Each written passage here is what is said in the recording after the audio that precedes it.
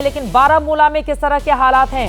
बारामूला एक वक्त पर यह जगह आतंकवादियों का अड्डा हुआ करता था, लेकिन 370 हटने के बाद वहां पर आपको बताते चले कि काफी हद तक आतंकवाद पर लगाम लगाई सरकार ने। लेकिन मौजूदा स्थिति वहां की क्या बताती है? यहाँ पर ड्रोन अटैक हुआ है और ड्रोन को न्यूट्रलाइज करने के लिए anti air defence system active कर दिया गया है। बारामूला की तस्वीरें हैं लगातार इसी सेक्टर पे। हाजीबल ये सेक्टर है, हाजीबल सेक्टर से पाकिस्तान की तरफ से ड्रोन छोड़े जा रहे हैं बारामूला की तरफ और उसी को डीएक्टिवेट करने के लिए एंटी डिफेंस सिस्टम यहाँ पर लग रहा है। आवाज है, ये धमाकों की आवाज हम देख सकते हैं यहाँ पर किस तरह जोरदार धमाकों की आवाज आ रही है, क्योंकि उस ड्रोन को डीएक्टिवेट करना है। हेवी आर्टिलरी और शेलिंग को जवाब पाकिस्तान को भारतीय पोस्ट की तरफ से दिया जा रहा है।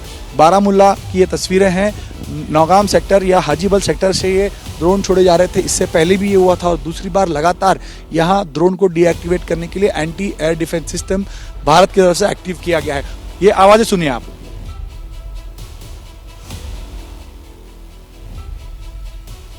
आवाज आपको सुनाता हूं किस तरह आवाजें यहाँ पे जोरदार आ रही हैं।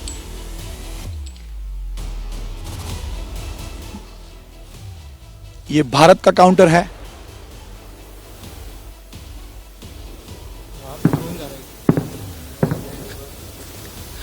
आवाज आप सुन सकते हैं।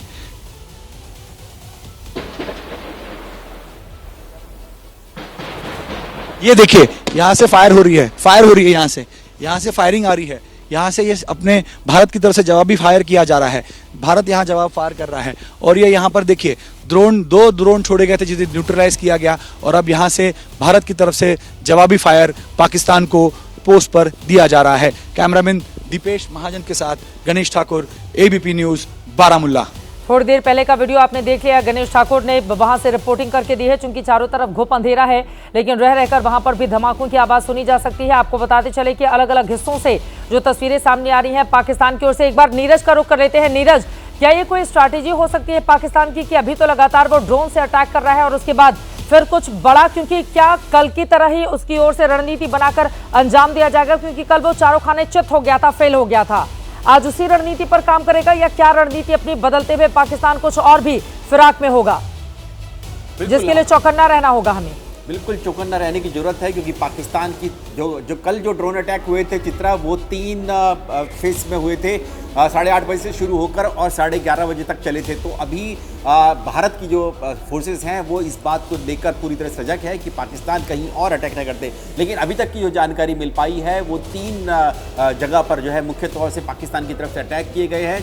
अगर हम जम्मू कश्मीर की बात करें तो जम्मू तो है ही है, जम्मू नगरोटा है, उसके अलावा साथ ही जो श्रीनगर अवंतीपुरा है, इन वाले इलाकों में भी सुने गए हैं अटैक्स की आवाज़ आई है।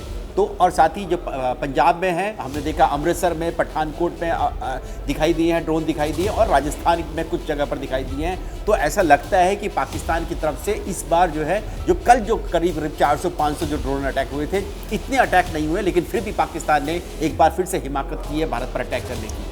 अब हमारी स्ट्रैटेजी यकीनन उसके बारे में डिटेल जानकारी हम शेयर नहीं कर सकते हैं, लेकिन जिस तरह की मीटिंग बीती शाम प्रधानमंत्री नरेंद्र मोदी ने की है और उसके बाद से तीनों सेनाओं को खुली छूट दी गई है, पैरामिलिट्री फोर्सेस को भी पूरी तरह से तैनात कर दिया गया है, उसको लेकर क्या बड़ी तैयारी हमारी भी है इसको सबक सिखाने के लिए पाकिस्तान को? नीरज, पूरी तैयारी है चित्रा, और इसीलिए प्रधानमंत्री नरेंद्र मोदी ने, आज हमने देखा था सुबह में रक्षा मंत्री राजनाथ सिंह मिले सीडीएस से और तीनों सेना प्रमुखों से और साथ ही रक्षा सचिव से। उसके बाद शाम के वक्त जो है प्रधानमंत्री नरेंद्र मोदी मिले, अपने सरकारी आवास में मिले और इसमें जो है मीटिंग्स में रक्षा मंत्री एनएसए भी मौजूद थे उसमें और सीडीएस और तीनों सेना प्रमुख। इसके अलावा प्रधानमंत्री नरेंद्र मोदी ने वॉर वेटरन से भी बातचीत की, जो वेटरन्स हैं यानी कि जो रिटायर्ड फौजी है उनसे भी बातचीत की, ताकि उनका पर्सपेक्टिव भी लिया जाए कि किस तरह से पाकिस्तान, क्योंकि उनका खुद का लंबा अनुभव रहा है, पुराना रहा है पाकिस्तान के साथ डील करने में, उस दौरान जब पाकिस्तान और भारत के बीच में बहुत ज़बरदस्त तनाव रहता था, जैसे अभी इस वक्त चल रहा है,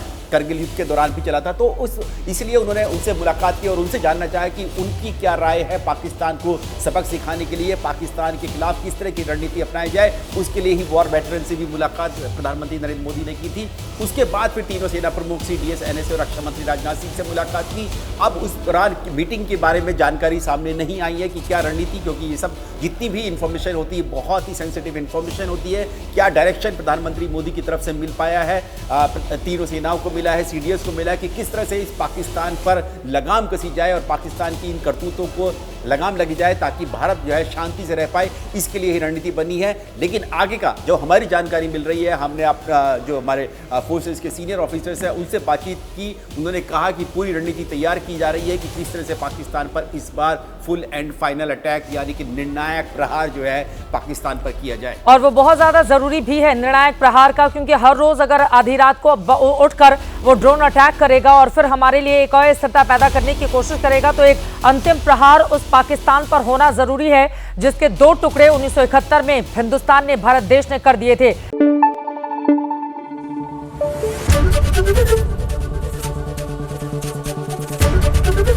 एबीपी न्यूज आपको रखे आगे।